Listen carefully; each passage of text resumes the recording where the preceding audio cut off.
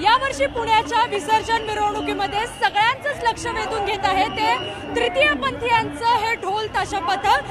श्रीखंडी असं या ढोल ताशा पथकाचं नाव आहे आणि या ढोल ताशा पथकामध्ये सर्वच तृतीयपंथी जे आहेत ते वादन करणार आहेत। माझ्याबरोबर सध्या काही तृतीयपंथी आहेत। ताई, काय सांगाल, वादन करत असताना कसं वाटतं? खूप आनंद होतोय आम्हाला। आम्ही ह्या श्रीखंडी पथकात सहभाग घेऊन आणि ह्याच्यापूर्वी आम्ही फक्त बघ्यांच्या भूमिकेत होतो आणि आज आम्ही आमच्या पथकाला घेऊन आमच्या समाजाला घेऊन आम्ही मार्केटमध्ये उतरलोय।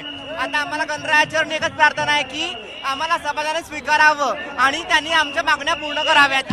ज्या वेळेला तुम्ही वादन करत असता लोकांचा कसा रिस्पॉन्स असतो? खूप रिस्पॉन्स छान, लोकांना खूप कौतुक वाटतं या गोष्टींचं। लोकांनी कधी इमॅजिन पण नव्हतं केलं। लोकांनी फक्त आतापर्यंत पाहिलं तृतीयपंथीयांना एकदा भीक मागताना किंवा ट्रेनमध्ये भीक मागताना, पण जगा वेगळा एक आगळा वेगळा उपक्रम केलाय आम्ही आणि हा भारतातला पहिला उपक्रम असणार आहे। त्याच्यामध्ये खूप आनंद झाला आणि समाजाला आम्हाला स्वीकारायचा प्रयत्न करतायत।